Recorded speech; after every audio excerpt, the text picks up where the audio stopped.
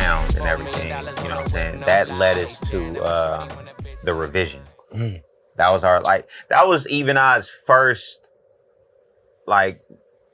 official album.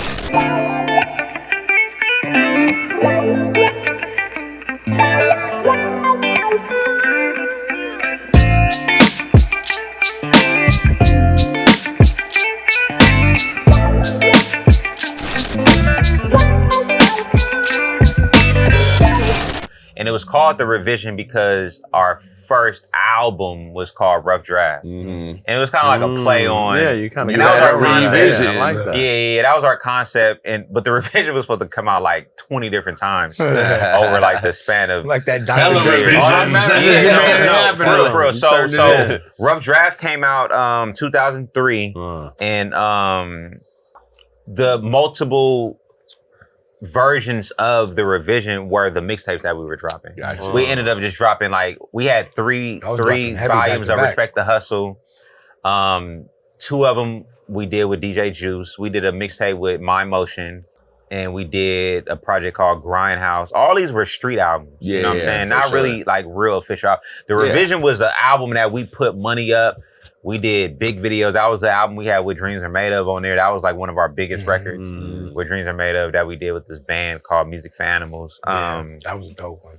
There's a record on there called Franchise Player that we did with an artist named C-Dub from The Point, rest in peace. That song right now was on the first season of P-Valley.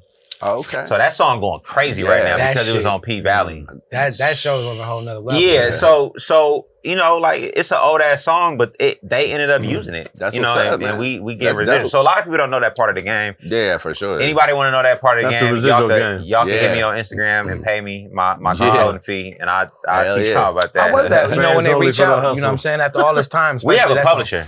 We did a deal with a publisher, Love Cat Music in New York, and they have an EVENODDS library. It ain't hella songs, it's like 10 songs. And they pitched these songs. Nice. And they did it. That's what's up. We're on P-Valley, we're on Dr. Death. Ooh. And that show hella dope, bro. It's with I can't say I've heard of it. Joshua Jackson. Y'all got okay. It's with Joshua Jackson. Man, I forget the other cats on there. It's a dope ass show, bro. You gotta just get the first 2 episodes. You don't. It's called Dr. Death, and you watch it. Yeah, pretty dope. Oh, you saw? Okay, Peacock. Yeah. So it's on Peacock. I'm on all of them. Peacock, so we're on Dr. Paramount. Death. Y'all know me. I'll be watching shit all day. We're on Dr. Death, P-Valley. We're on this movie called American Hero with Stephen Dorff and Eddie Griffin. It's a shitty ass movie, but we're on there. We're on an episode of Agents of S.H.I.E.L.D., of Marvel Agents of S.H.I.E.L.D. Big. When I heard that, I was like, wow. Yeah, so Agents of S.H.I.E.L.D. was probably the biggest look outside of P-Valley. Because it's related to Marvel. We ain't getting toast. That's Disney money right there. Yeah. That's real Marvel. That's Disney money right there. That's that Marvel money. Dropping lines and shit. Leave that for the homie. Get on here. And I just got another ASCAP check, so hey, shout out. There you go. Let's talk about that, because I mean, we are going through the timeline. But how is that, not really being on the artist side anymore, but still collecting them checks? It's beautiful, bro. Like we set ourselves up for that. You know what I'm saying? Yeah, like, for sure. Being our own production house, owning our studio, owning our masters. You know what I'm saying? Say that again for the motherfuckers here. Owning the masters. Owning our own masters, producing our own music for the most part. It's keeping it all in-house. It's the Fig blueprint, bro. Yeah. Like, you do all the work, it's only right. You keep all the money, for bigger real. figure, bro. Like, you could say what you want, but he set the blueprint for everybody in the Bay. That's the fucking Fig blueprint, bro. I mean, we had that era locked though between GLP, IMP, Selsky, And RBL. a lot of people. Level 5. Like. I'm gonna tell you this: independence can either hinder your career, or it can make you a bigger person. You can either be the person who say, I don't want to deal, I'm doing this by myself, or you can end up being like Larry June. Yeah. Oh yeah. Making that You feel me? Yeah. Just organic on a whole nother level. You know, and I've known Larry June since he was 15. Like he was a part of the 3-story camp. Yeah. You know what I'm saying? Like he was on Get Paid. A lot of people don't know he was on Get Paid with Juice. Because he's from the Point. Shout out to my nigga D. But he was running with 3 Story too. Like if there's a video called Zoom with Big Rich, Larry June, Shy G, Money Tech, like that was him being the teenager around us. But to answer your question though, like we just built that. EVENODDS built that for ourselves, bro. So after the revision, we pumped that album for over a year. We did a lot of shows. We went on tour. We did South by Southwest. We did a lot of videos. And D, I gotta ask, when you're making these moves, did you know like you're planting to see like this is where we want to go? Like this is the vision that you had? Yes and like, no, bro. Yeah, you're just going with the flow, like so, making the moves, like it's the Fig vision, and then it's the vision of knowing that it's bigger than that. Right. You know what I'm saying? Because Big Rich showed everybody that you can make it to MTV. For real. You know what I'm saying? He was the first artist to really, he had Jam of the Week. That was every hour on hour. And he had 106 in Park, New Joint of the Day. That's true. And these were big pilots. And you gotta understand, bro, Big Rich he was working with Money Always' brother. So we always knew Big Rich was a local celebrity early before Fully Loaded. Yeah. So seeing him with his humble beginnings all the way to that point was monumental for us. Like, bro, you did that. And that's the reality. So I'm looking at it like, man, if he could do it, we could do it. For sure. I'm that type of person. Like, man, if he could do it, we could do it. Because he's one of us. Yeah. And this is before we started even working together. I looked at him as somebody from Frisco, somebody from virtually the same upbringing as us. Background. The same city. Road as us. Yeah. You know what I'm saying? And he made it to that. We can do that. For sure. You know what I'm you're not saying? going to believe and want to connect. Yeah. So that was the thing. So the revision happened, and after revision, we did Grindhouse. We did a mixtape called Real Shit No Gimmicks. That was like a brand I was playing with. That I used to say that on records as an ad-lib or like outro. So I turned that into a mixtape, mixtape street album, and then after that was No Days Off. And that was our last album. That's my favorite. And I didn't know at the time that it would be you guys' last. I didn't know that either. I didn't know that either, bro. But like sometimes that's what makes it the best, though. You know, you don't know. I'm gonna keep it real, bro. If that was gonna be our last effort, that was a hell of a way to kind of go out. You know what I'm saying? Sure. Because y'all went hard with that that the album, drops bro, and everything. Look, bro, that album was exactly how we wanted it.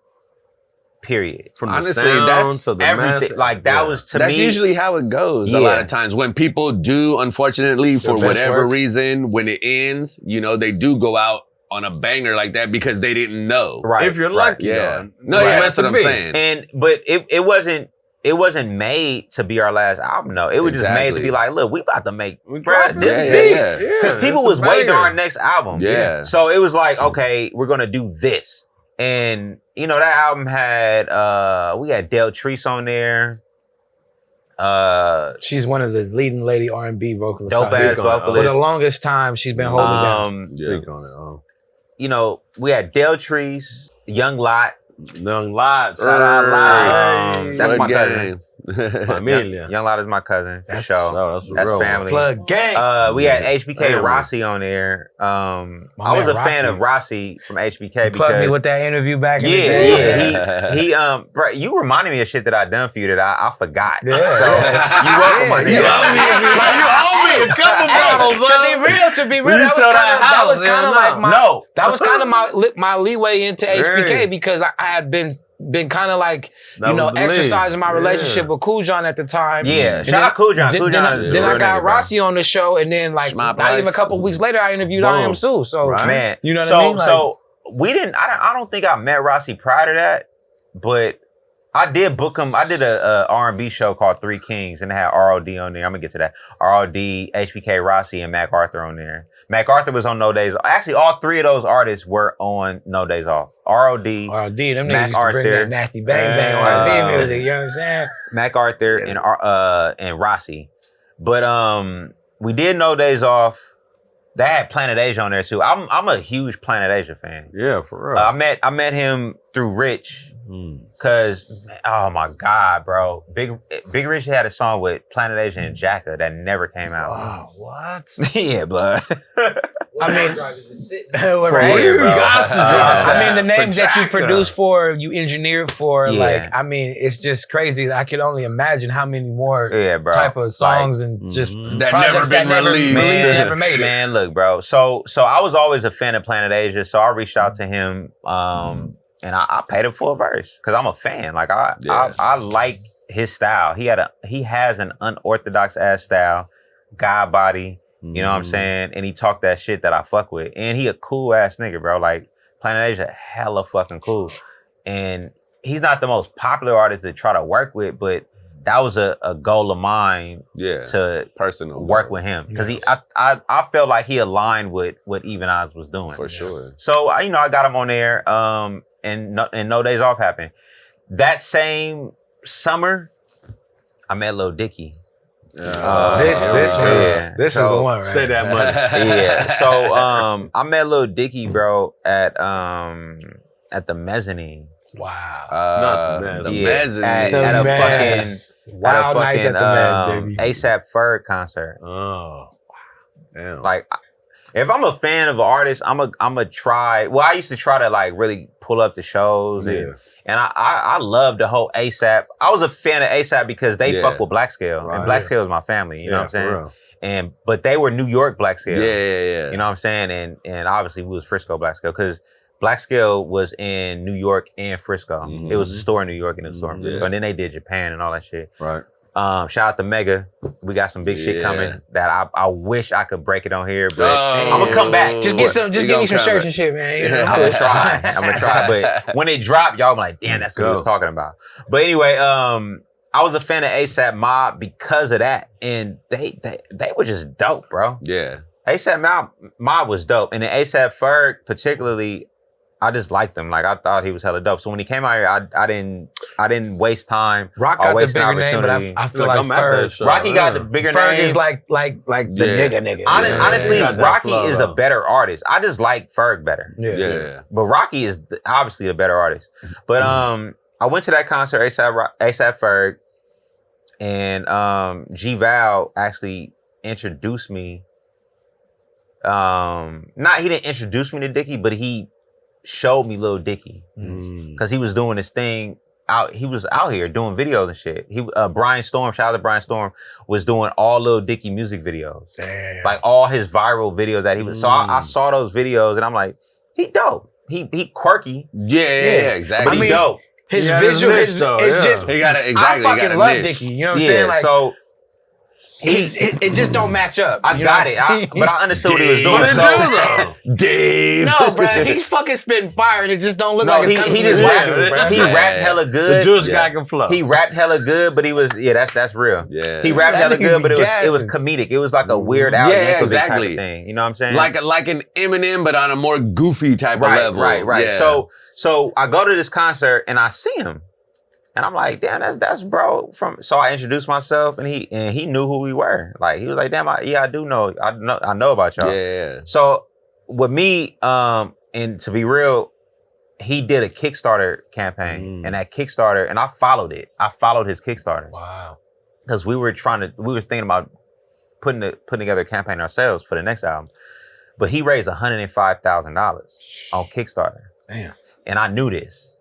And, I saw him. I'm like, damn, that's bro. So hey, you need a beat. And that's exactly what happened. So I said, look, bro, like, after I introduced myself, we did the little introductory shit.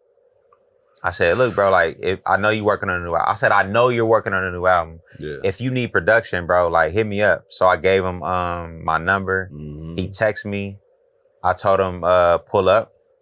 MA was there. I said, look, I got this dude coming through to check some beats out. Like, I didn't look at him as somebody that was going to do what he did, but I knew that he was serious about his career. So he came and I introduced him to Money Always. This when we still had that second studio. And I just let them work. I didn't even stay for the session. Like I just let them, like, he played him some beats. Yeah. He picked 3. He picked 3 beats. I sent him the 3 beats. MA was like, look, bro, he wanted these. So I sent him the 3 beats, and he came back and was like, I want this one. And it was Say That Money. Wow. That's a banger. But let him know. The cold part about it, bro, not the cold, but the other part about it was he bought the beat and that was it. Maybe like, it had to be like 6 months later, he was like, here's the song. And it was Say That Money. And I was like, we gonna say that money. Bro, I was like, it's crazy because you had to, I mean, bro, come on. If you're from the Bay, you know Money's tagline, right? Yeah, because because a lot of the shit, but before that, Money Always' biggest song was Can't Stand You. ROD Can't Stand You. That was like the #1 song in the Bay for a long time. That song actually did a resurgence right now because ROD is back outside. Shout out to ROD, but he hitting up clubs and shit, and they playing his record now. But people know that tag from that song and from our music, but from that song because that song was a bigger song. But with the Say That Money record, bro, he sent a SoundCloud link. Wow. Of that song, and I was like, I'm sitting with him, man. I'm like, bro, your life is about to change. Did y'all know when you heard the song? I knew. Absolutely. He didn't know. I called ROD Can't Stand You because I recorded that song. So I'm like, this is out of here. I called it, bro. That shit, that shit hit, man. So that shit hit that hard. record, and I called SF Anthem, and I called fucking Say That Money, bro. Mm-hmm. MA wasn't tripping. Like MA was like kind of he was like a little bit done with music at the time. He was already at that point where he was like, "Oh, that's cool." He was kind of like, man, that nigga paid me for the beat. I'm done with this shit. Yeah. He was kind of done. You know what I'm saying? He was trying to figure things out. So he didn't record the song. He just basically bought it from you guys. He bought it, and then he did that whole album in LA. Did you guys? Did he have Fetty on the original or? Yes, bro. Wow. He sent the song. The SoundCloud link is what you know. Yeah. You know what I'm saying? What people know, that was a SoundCloud. And I was like, this is, Fetty Wap, bro, was he was hotter than fucking fish grease, bro. Bro. I'm gonna say that shit hit, man. And then the video came out. Oh yeah. The video. Do you think the concept of how he laid out the video and just the concept of the video, do you think that's what made the song so viral? Yes. On top of the fucking crazy ass beat. I mean, the beat is what really, to me, the beat is what really makes the song, because that you're like, what is this? So whoever mixed that song, I forgot who, but whoever mixed it incredibly. You know what I'm saying? At that time, I probably wouldn't have been able to get it to sound like that. And that's just being honest. Come on, nah, I'm serious. Like, for real. Like, and I'm dope. So yeah. But for sure. But that song and his album sound incredible, bro. But yeah, it was the video. Honestly, it was the video because of the concept. Pulling up to the ass. Yeah, just trying to show the video around to get the white man. You know, it was the greatest demonstration of white privilege. For real. Hey, to an extent, also having that persistence to keep bouncing the house to house, though. Hey, you gotta give it to him, though. To get that one old lady to be like, you think if Mozzie was knocking on doors saying, hey, you think I could use your house? Damn. Man, they gonna shoot that nigga, bro. You know what I'm saying? But if it happened the way it really happened, if he really just like borrowed T-Pain's shit and he really just borrowed these people's houses, like, game changer. Super game changer. He did. And, but obviously, he didn't shoot that fucking video for free, bro. He paid the fucking cameraman. Oh, yeah, no doubt. He paid to get it edited. You know what I'm saying? But he definitely cut costs, though. Yeah, no. It was saving that money. No, see, okay, so I'm about to just spill the beans, bro. Go. On the happy hour show. Right. Lil Dicky come from advertising. He worked at an ad agency. And he was like, he was dope there. Yeah, he already knew what he was doing. Mm-hmm. He was dope there. So, I can do this too. So he always had, and bro, and look, M.A. told me, because he talked to him more. M.A. told me that everything that he's doing now, he already had those plans. Yeah. The show, the TV show, everything. I think the TV show is fucking awesome. I've never seen it. I've never seen it. No, he's on some so like it's basically his life story. Yo, I know. Everything you saying, like it shows him at the agency and everything. Like, so you know, and not to sound any level of bitterness, you know what I'm saying, but we gave him his biggest record. Aside from the Chris Brown record. The Chris Brown record is bigger. I don't know, man. No, it is. It is. Slapped, no, that's my favorite. Dog. I'm talking about. Say that money is his best record. Yeah. But the Chris Brown record is his biggest record. Because it's Chris Brown.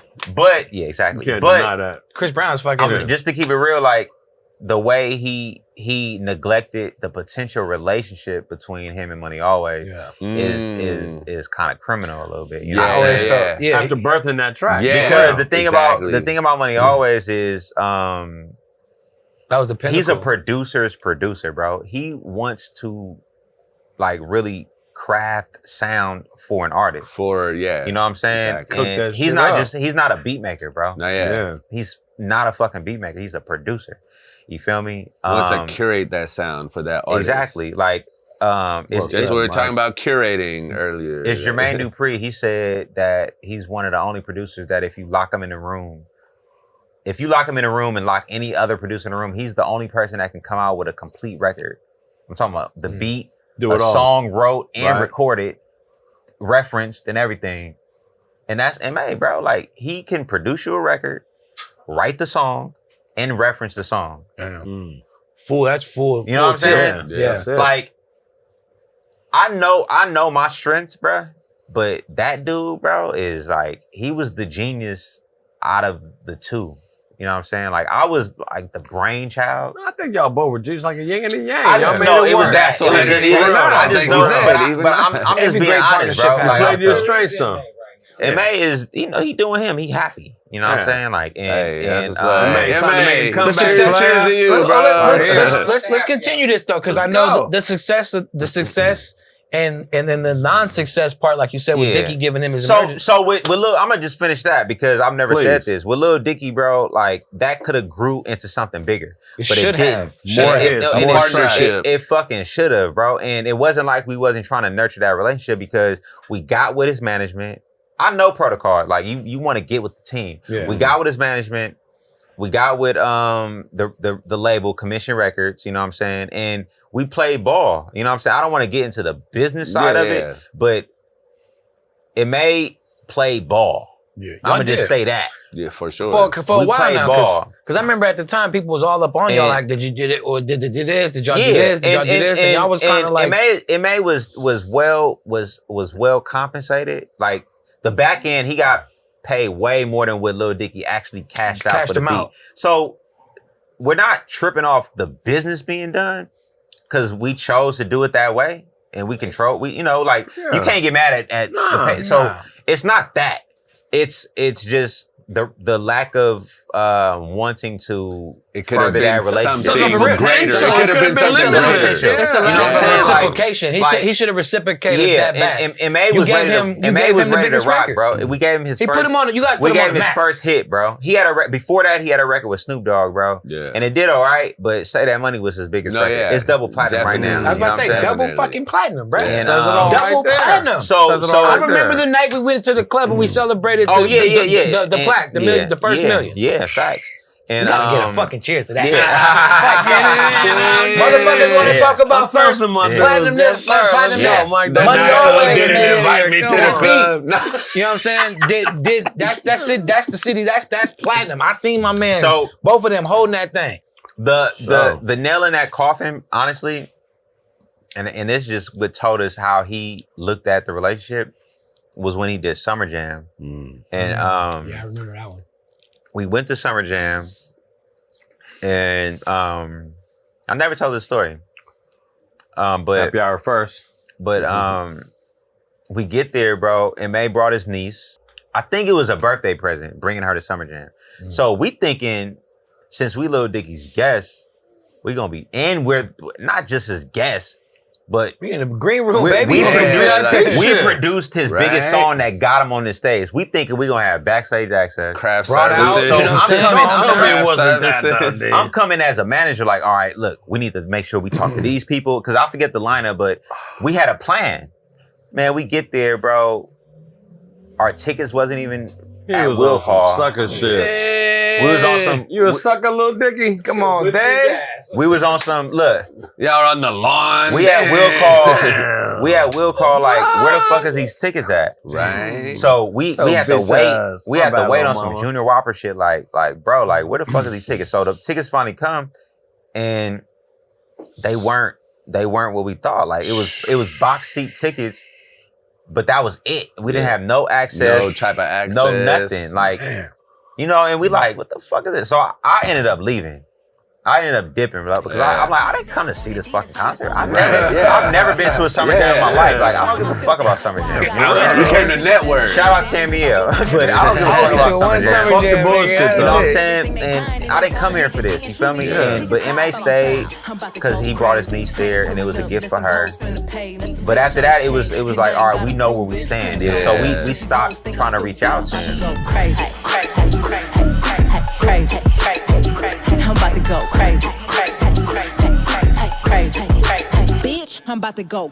I hit once, I hit twice, now it's a habit, I go cash it. Your ex-nigga made you crazy, this dick make you psychopathic. If the sex tape leaking, everyone see, no, it's gonna be a classic. But don't forget how quick I crop you out and change the caption. Strictly raised by pimping, not by simping, show no sympathy. If they hate you for being you, they not securing their identity. Me, myself, and now she treat me like the Holy Trinity. Fuck a Birkin, give you a business, boss you up, now you can buy 10 of these. Shit, whatever I say, bring your city, now it's mine for however long I stay. Bitch, play me, well, that's my bad, forever let her play. My mama pray for me, she better pray for whoever in my way. Now how many besties done up then left me? Who claim they my dog and just my pet peeves? Who try to double back and triple text me? Fuck, I look like stressing over these hoes that stress me. I'll be back, I'm about to go crazy. I ain't pulling up, let some hoes finna pay me. Bitch, I'm the shit, and I ain't gotta prove it. Finna go dumb since these hoes think I'm stupid. I'm ballin' like baby. These bitches, they wanna have my baby. Nah, fresh like mayonnaise. It's a party on the West, let's go. Bitch, I'm big time. Bitch, I'm Happy hour show, Bay Area, we going up. Bitch, I'm big time. Bitch, I'm big time. Boy, and now I'm getting cash money. Don't fuck with broke hoes, cause they don't get no cash for me. We up to 40 on the uppers and we dropping niggas. Y'all squad wannabes. Y'all really not them niggas. Yeah. So around all of that, I was fully managing Money Always.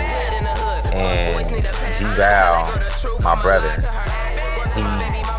I wasn't like publicly a manager. I was just handling the Money Always business, right? Mm-hmm. But G-Val used to always be like, bro, you need to be a manager, So me and him agreed, like, okay, G-Val was my first official client. Wow. Yeah, so, and I still manage him to today. That's my brother. So I started managing G-Val. This is how I got into management. It was through G-Val got D.E.O into management. That's crazy. They just found out a bunch of firsts tonight. And that's real, you know what I'm saying? But he was telling me that was my next move for years. But I'm an artist, bro. Like, I love to rap. I love to write. I love it's kind of one of the things you chuckle create. off like, oh yeah. I wasn't tripping. Like, I didn't care to manage nobody. Like, but you know, to go back to what I was saying, like, I just share a plug. Like, if we got a plug to do this, I'm like, all right, you here it go. You do it. Yeah. You know what I'm saying? But I'm not gonna do it for you. Mm-hmm. So with G-Val, I'm like, all right, I'm gonna officially manage you. And it started from there. So we started rocking. We started putting together projects. We did District 10, we did Vow, we did all these records. And I think it was District 10 or the album before that where he brought Lil Kayla through. Mm-hmm. And he had a record with Lil Kayla and Fan Banga from Double Rock, Free Fan Banga. Yeah, big time. But I started, he brought me Fan Banga first. Murder After Dark. Right. He brought me Fan Banga first and I started managing her. And you could look her up, Fan Banga. Mm-hmm. I put one record out on her, bro, and then she ended up catching a case. Damn. And it's heavy. She down for him right now. She was raw though, bro. She was like, she was a Frisco Days loaf, bro. She was fucking shit up. She was like a Frisco Days loaf. Yeah, she was raw. Damn. But even around that time, G-Val was like pushing Kayla to me, like, bro, we need to like work with her. G is like a genius A&R. Like I wish some label that will remain nameless will make G-Val an A&R because his A&R skills is crazy. G-Val A&R skills is crazy. He's the one, he didn't discover Lil Kayla because Lil Kayla was already Lil Kayla when he knew about her. And I knew about her too because I knew her people. But I didn't really trip. I wasn't tripping. I was like, I just want to work with G. Cause I'm not the type of person like, all right, I'm a manager now. I'm gonna manage everybody. I'm gonna manage everybody. I wasn't like that. But G brought Kayla and was like, we need to work with her. I'm like, all right, cool. How is that now? I mean, you worked with some females on the site, but like really taking it on like full. Nah, it's heavy. It's heavy, bro. It's a lot, you know. She a young woman now. So, but I've worked with her. I think it's been 4 years now. And I've been working with her since she was 20. So you know her well for sure. I'm learning. You know, but you know, yeah, though, because we've gone through probably our roughest patch we've ever gone through. We got through it. You know what I'm saying? And I don't think nothing else could be like bigger than what we've gone through. But now it's solid, bro. Like when we rekindled at the beginning of this year, we had a talk and we made some agreements just on a personal level that, you know, like we going through a storm. It doesn't have to happen again. Like we know what to do now. Moving forward, she's had her wave. She's had her wave. She's come up a couple of times. Bro, she's a child prodigy too. Like she's been popping since she was 15. That's what I'm saying. You know what I'm saying? Like literally since she was 15. She'll be 24 in a few weeks now. But she's been popping, bro. Like, so G-Val made me pay attention. And once I started to pay attention, I'm like, oh, this is easy. She's never had music out. She was the person that all she knew was I'm gonna record a song, upload it to YouTube. That was her thing. Right. So I'm like, oh, no. I already like you said, the age of social media. Bro, look, and that's what she knew. And those things were going up. She was getting million here, million there. So I'm like, nah. We're gonna do an album. Right? So she had records, she had a couple records, and I said, look, record here. We're gonna be partners on this, and we just gonna rock. And we did the album, and then it was the last session I couldn't record. She was hella excited about, and that was the Make His Pockets Hurt song. So I didn't record Make His Pockets Hurt, but I mixed it. But I think she recorded that with the producer, her, made this beat. Shout out her. But she recorded that, and I was like, oh my God. So G-Val, she was trying to prove a point. G-Val and Kayla, they decided to, okay, this is gonna be the first single. I'm like, all right, cool. I was letting G kind of handle it, but when that song dropped, it didn't do what it ended up doing because it's at 17 million streams now today. But it didn't do it. It was okay. Numbers though. But look though, the single was aight, but we dropped the album K Nasty. This is her first official album, so this was all right. I'm like, look, we need to drop an album. This is how you're gonna get taken serious. You need an album. So she agreed. She's like, I'm down with it. Everything. She did the photo shoot. We got the cover done. I mixed the album and we dropped it. And then it was doing cool. Like that album is, to me, a classic. I really think K Nasty is a classic. And not just me throwing that word around, but K Nasty is a classic. But that was when Make His Pockets Hurt was just going bananas. And this is the beginning of TikTok. TikTok picked up Make His Pockets Hurt. It was going crazy on TikTok. And that's what made it go the rest stupid. Is history, right? Even more viral. It's so crazy that, you know, these Instagram algorithms, these TikToks. Yeah. I seen a very crazy article yesterday, and it was talking about how artists in today's time are still trying to do what Kayla was doing, to upload to YouTube right away. Yeah. Or that shit is not working. Well, artists do what they know. Or music videos in itself. You know artists what I'm saying? do what they know, bro. And it takes a person like me to just tell them, okay, don't change what you're doing, but add these other elements. Let's connect these dots, you know right? Yeah. And that's it. And that's what all Kayla needed. So along with Kayla, I ended up starting to manage Lil Bean early. Whoa. That's my boy Jay. I coached him from he was like 6 years old. There you go. So you know, he had Geneva Tower, baby. His pops, Geneva Tower legend. Man, R.I.P. And someone brought him to me as well too. And I just was like, you know, he dope. he was hella like reserved, and the style he got now that he mastered. That wasn't him when I first started working with him. Right. You know what I'm saying? You got to know his story too. Like his story, that's a whole nother podcast. But he that's a whole nother episode. For sure. But I started working with him along with Remedy.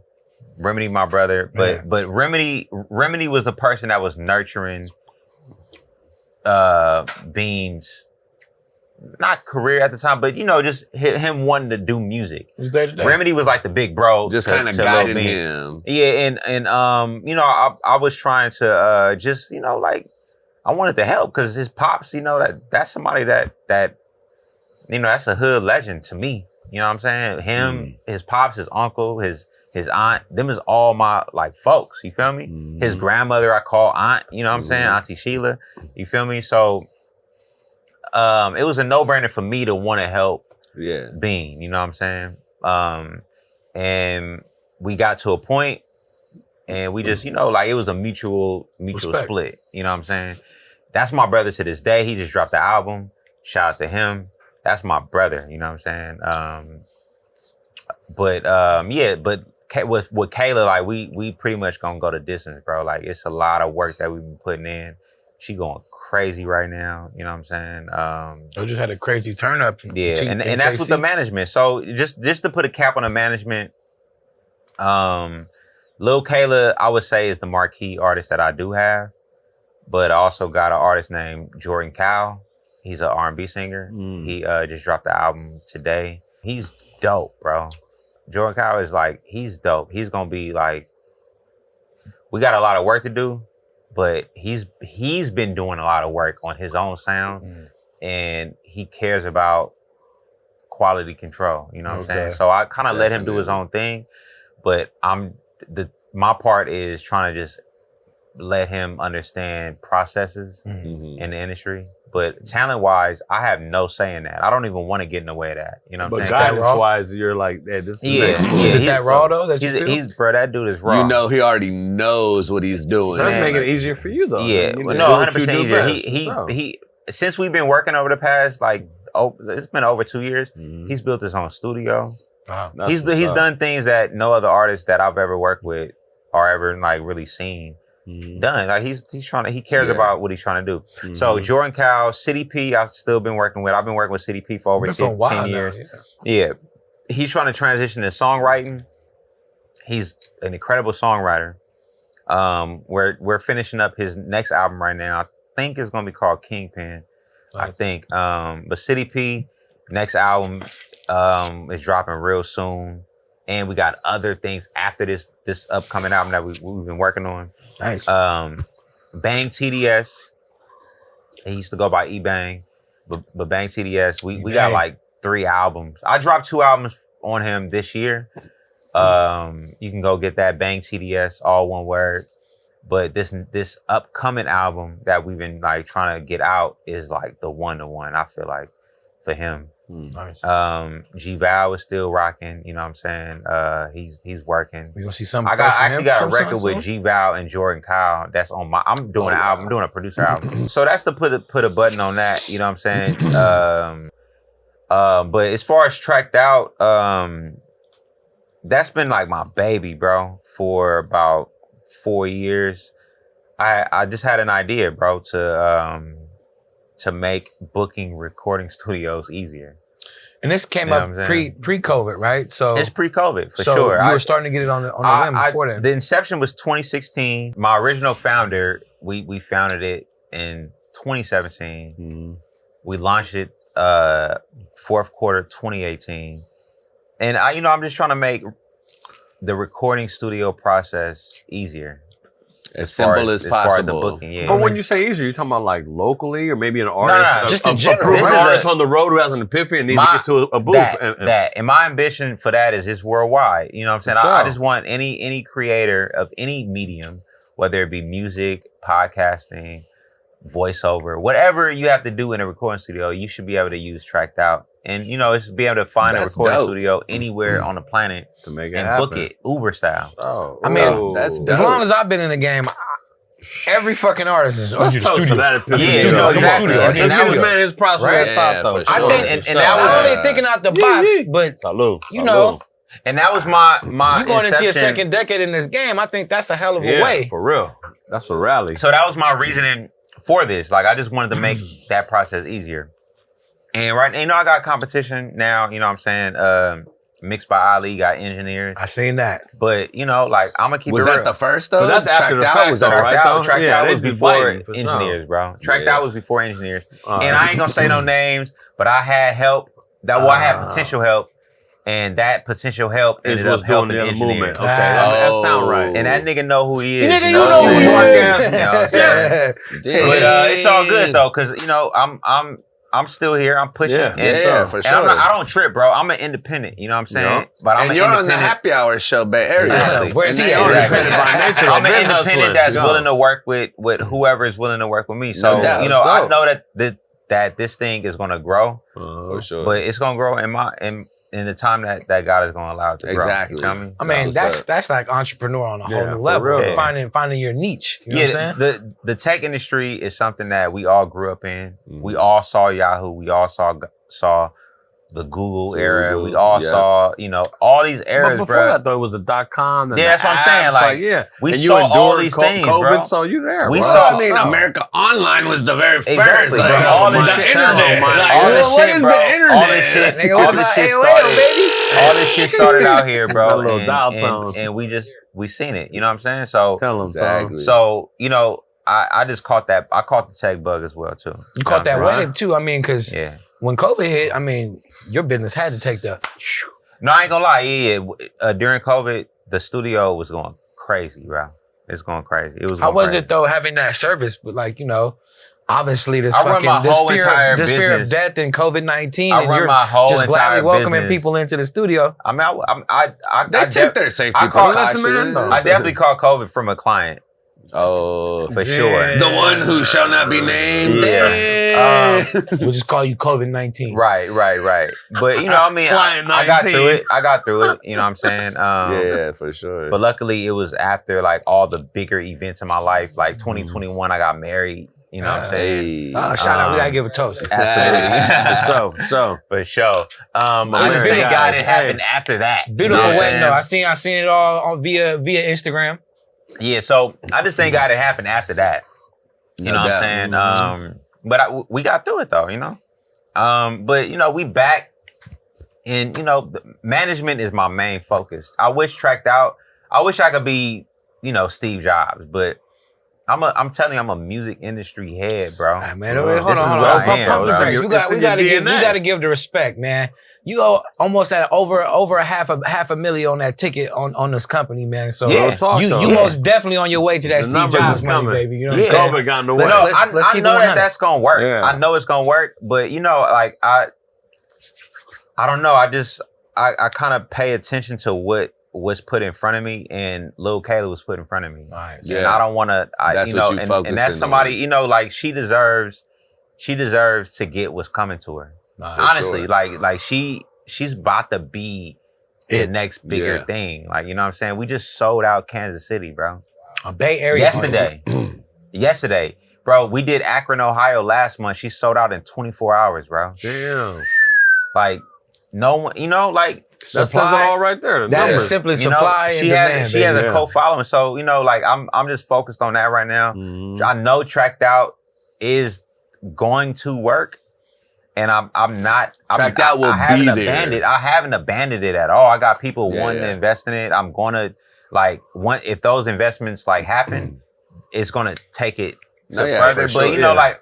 I'm a multifaceted person. You feel me? Like I just got hired to consult with a streaming company, a brand new streaming company. Wow. That's going to be powered by crypto. You know what I'm saying? It's called Recordian. You know what I'm saying? And it's powered by my homie Foss and Idi Amin from the Outlaws. And you know, and they just hired me and brought me on to consult for that. That's what's so like, you know, like I just kind of. I'm like water, bro. Like it's like it's what Bruce Lee said,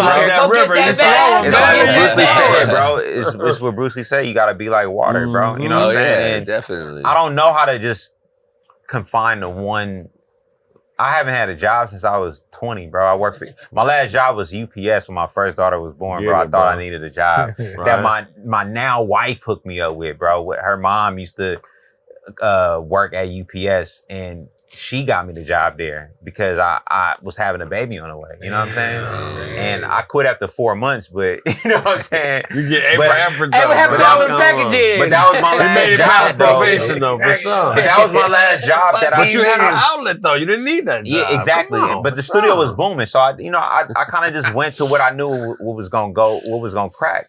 You know, but what I figured out about myself is that I can serve in multiple areas of entrepreneurialism in the music industry. Be versatile, and that's what I'm here for. You know what I'm saying? Like I don't know everything, but I know a lot that can contribute to things like you're a jack of all trades. Early in our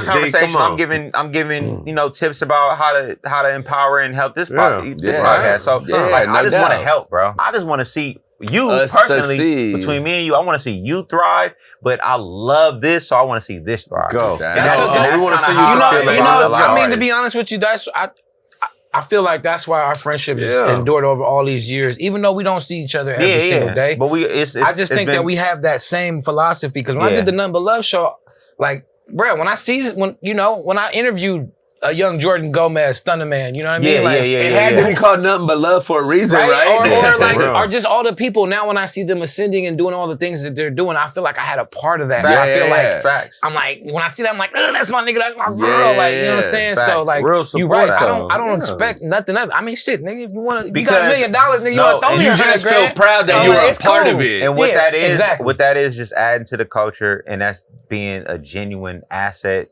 to the industry out here. I care about the Bay Area music industry, bro. I really fucking care about it. You know what I'm saying? Like my wife would tell you, bro, like I lose sleep over this shit. You feel me? And that's just me. That's what D.E.O is, doing everything official. That's my name. My full name, my first, middle, and last name is doing everything official. That's my full name. You know what I'm saying? I told you when I first said it, I think that shit is dope. You feel me?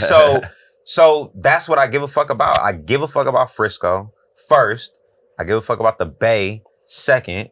You know what I'm saying? I give a fuck about the music industry third. I care about this shit, and I'm here for that. Like that's what I'm here for. Period. Let's go. So shout out Happy Hour. Shout out Dre's one because he going crazy right now. I don't know. He probably didn't say it. Dre's one probably didn't say it on the last episode, and he don't care about it. But I think this is big.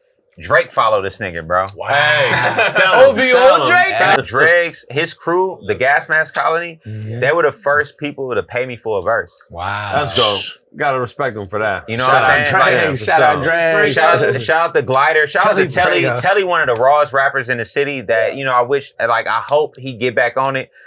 But shout out to Glider, because Glider was like the homie within that crew. Glider was the first person to pay me for a verse, bro. Like, that's dope. He forever. Shout out Glider. You never forget the verse, bro. Glider is forever in my good graces, not the production, but the verse. Like forever. And Dregs was always like who he was on this couch before, like in that last episode. Who he is. That's who he's always been. He care about Frisco. He care about culture. He care about hip hop. You know what I'm saying? And he a real one. Like I'll reiterate that though, because I saw him at the local brew. It was the same dude. Yeah, bro. Same. Exactly. That, man. You know he's about the 415. And I just we're about the 415. I like who he's becoming. Where he's from, so you know. What it is. I like who Drake is becoming today because what he neglected before, which is the industry side of it. He's caring about it today, and it's serving him well. Yeah. You know what I'm saying? He's not an industry nigga, but he's allowing himself to use the industry for his benefit. Yeah, for sure. You know what I'm saying? He's not selling out. He's not saying I gotta make these type of records, but he's saying, okay, let me do the business. Yeah. You know what I'm saying? And which is important. Like you gotta do. Oh yeah. And that's kind of what our relationship is. Like I tell him, like, let me be the industry nigga for you. Yeah. Because that's what I am. I'm an industry nigga, bro. Like, I'm proud of it, bro. Hell yeah, you got to be. That's always been me. That's you got to be. And that was the dynamic of EVENODDS. Like, for sure. And May hated all this shit. He didn't want to be. He didn't give a fuck about none of this shit. He fucked with people that was real because he fucked with you, tough. Yeah. He fucked with Burns. He fucked with like people that was solid. But he didn't care about the music industry. I did. You know what I'm saying? But I would tell him like, let me go talk to him. You know what I'm saying? Like we all have our moments and everything. We all got our tendencies and everything. But when it comes to the industry, I just played that game. Yeah.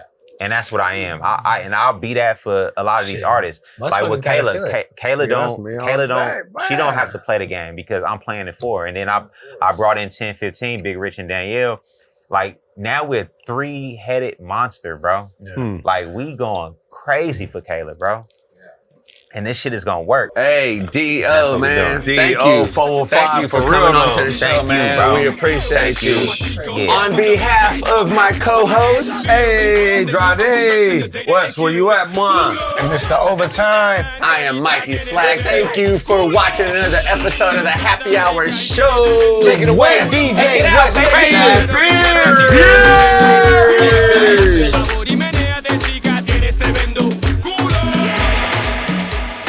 Happy Hour Show, Bay Area, we in here. Slacks, Drade, Overtime, we in this thing. It's a party on the West. I hope y'all having fun. Follow me on the social medias, DJ West Craven with a T and a K. It's that time. We gonna keep turning it up. Hold on.